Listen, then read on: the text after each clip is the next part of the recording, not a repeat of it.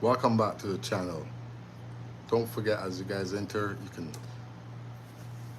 drop a like, drop a comment in the comment section. Shoot, I lost, I used the wrong phone.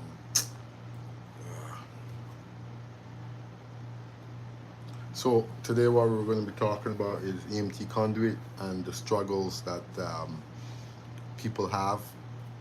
A lot of times it's having to use the wrong calculations and so on. Simple multiplier that we always use is times 2 for everything. Very simple.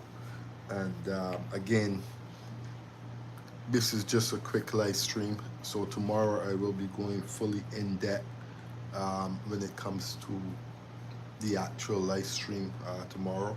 So if you want to catch the live stream tomorrow, you can. Don't forget to subscribe to the channel. Um, Subscribe to the channel, subscribe to my main channel, and you will see my live stream tomorrow at 6:30 p.m. EMT conduit installation. If you want, also you can follow me here on my bigger channel. I'm going to drop the I'm going to drop I'm going to drop it in the comment section right now for you. Click on that, and it will take you over to my bigger channel. And again, what you can do is subscribe to the channel, stay up to date to my content. So basically what's going to happen tomorrow is we're going to be discussing about EMT conduit, the struggles people have when it comes to installation and so on, and why the struggles continues. Basically, as you all know, EMT conduit is something that we should all know, but obviously not everyone is going to know about the EMT conduit. It's very simple. When installing EMT conduit, oh, you know what? So when installing EMT conduit, it's always best to, like I said, plan your run. When you plan your run for EMT conduit, you can't go wrong. When you use the right fittings, like I say, you have your clips here that you should be using, whether it be 3/4 or whether it be, this is another 3/4. These are both 3/4 clips. So when you're installing EMT conduit, you have to make sure that you're using the right clips. Don't forget to like up double tap the screen to like it up. Helps with the channel. When you're installing EMT conduit, you always want to make sure that you have your clips. And again, this is what you call a simple 2-hole strap clip. This is the same thing here. It's a 2-hole strap clips, and there's 1-hole strap clips. You have many different type of clips you can use when it comes to many types of ways of supporting your conduit. You have unistrut you can use. You have standoff clips. You have beam clamps. You have 1-hole clips. You have 2-hole clips. So when it comes to installing EMT, plan your run. Make sure that when you plan your run, you're accounting for your shrinkage and you're accounting for your take up and so on. When you do your 90s, when you do your offsets, very important. If you don't do your take up, if you don't calculate your strength correctly, you're going to end up wasting your pipe. That length of pipe is probably going to end up not being long enough. So you're going to end up adding a coupling. And what happens when you add a coupling on to the end of a pipe that's going into a box, and you have to simply add another piece of conduit? you're gonna it's simply going to look out of order. It's just going to look weird. So for that reason, I always try to use the full length of EMT conduit. And when it comes to your bender, make sure that you have the correct bender, whether it be 3/4, ½ inch EMT bender. So this is what we call a bender right here, and this is what we use on the job site. So tomorrow I will be going live and I will be explaining a little bit more in depth on the shrinkage and so on. My main channel is in the comment section. If you click on that, you'll see my live stream is set. All you have to do is click on the live stream. Make sure that you know, if you're new here, make sure your notification is turned to all. You can click the link in the comment section. Takes you over to my main channel where I will be going live tomorrow at 6:30 p.m. EMT conduit installation, explaining shrinkage and so on, explaining the take up and so on, and also doing a couple bends live stream tonight here in my studio. So you will get to see the how we go about using this 3/4 EMT. Very important. Never forget it when you're going to do conduit installation.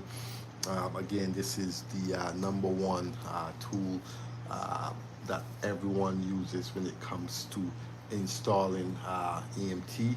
Up to inch and a quarter, I believe, you can have the bender. Of course, I've bent inch and a quarter bender pipe before with the bender, the hand bender. You also have hydraulic benders and so on that we all will use. What happens when you're using the hydraulic bender? The hydraulic bender is nice and easy once you know what you're doing. The moment you receive an older hydraulic bender, what happens is sometimes you have to lift up on the bottom of the bender. If not, you're going to kink the pipe all day. And what happens when you kink the pipe all day? Your boss or your foreman is going to get upset that you've wasted pipe. So always keep in mind when you are bending conduit, when it comes to the bigger conduit, 2 inch and so on the hydraulic bender, you don't want to kink the pipe if it's an older hydraulic bender.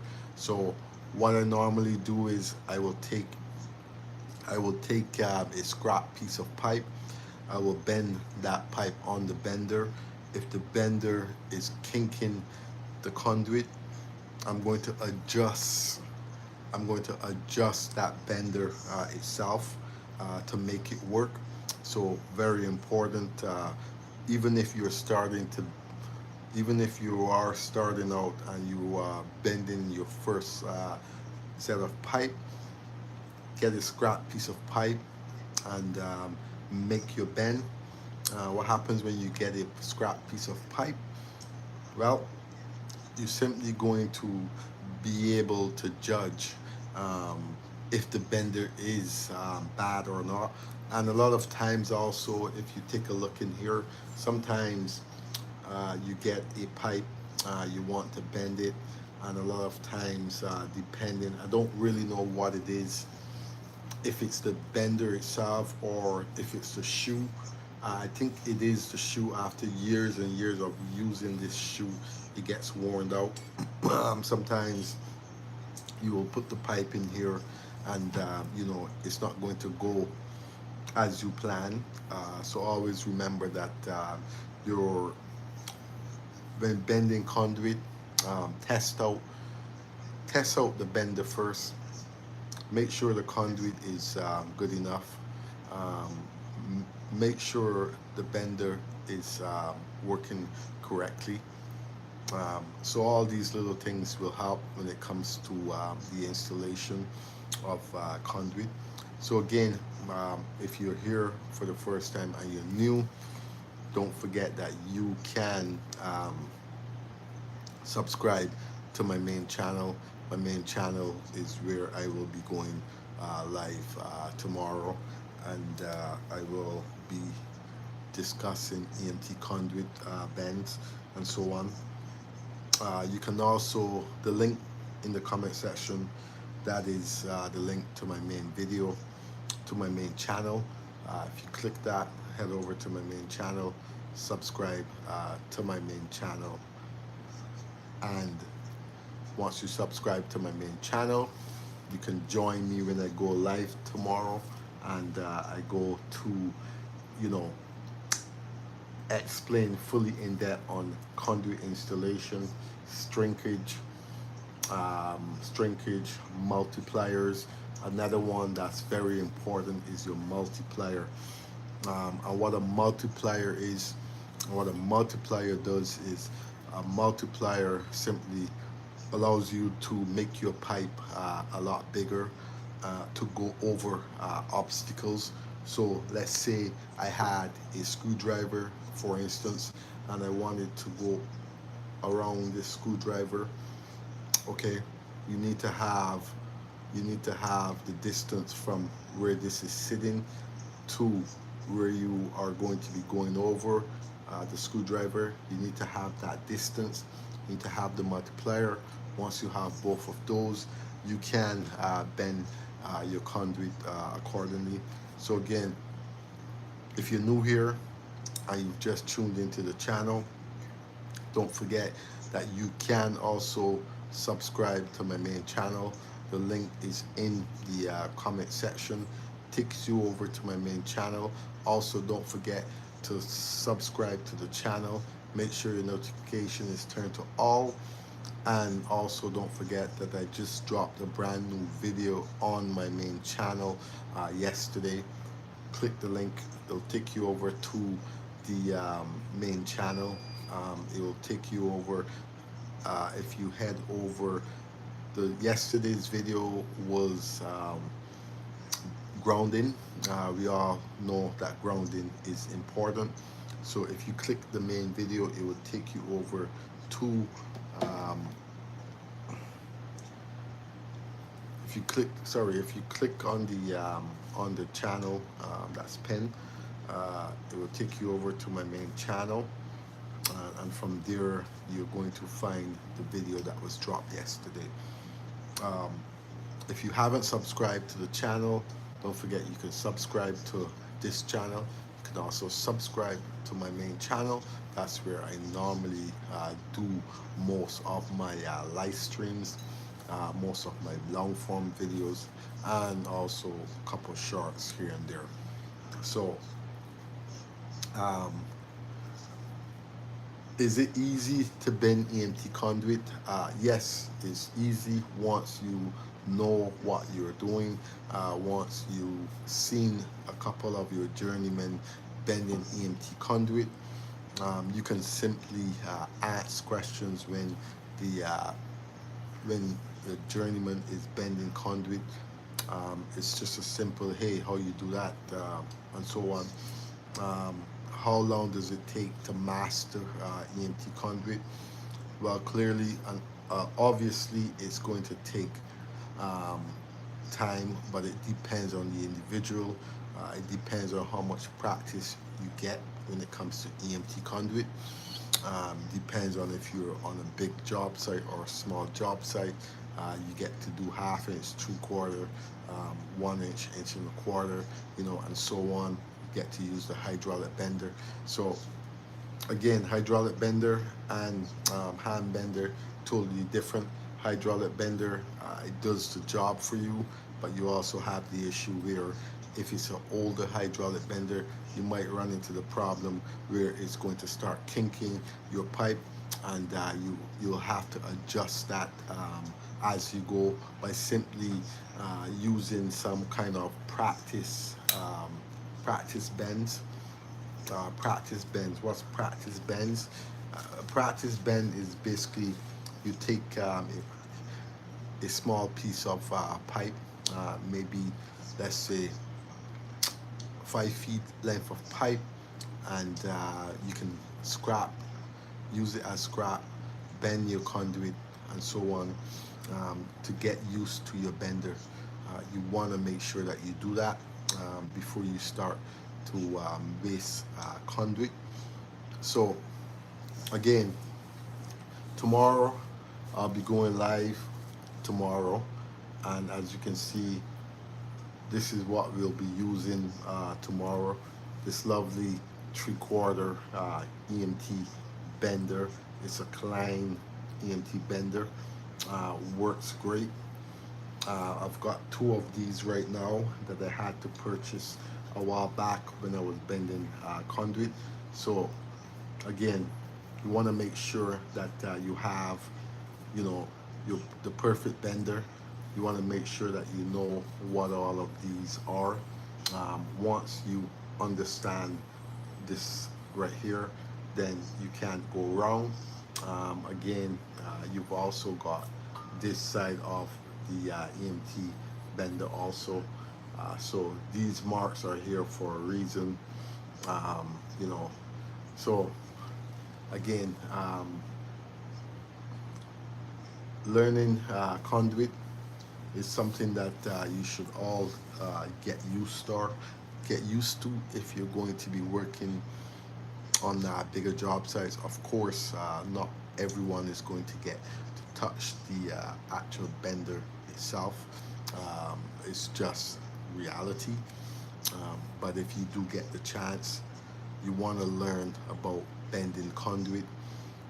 You want to learn about going over saddles.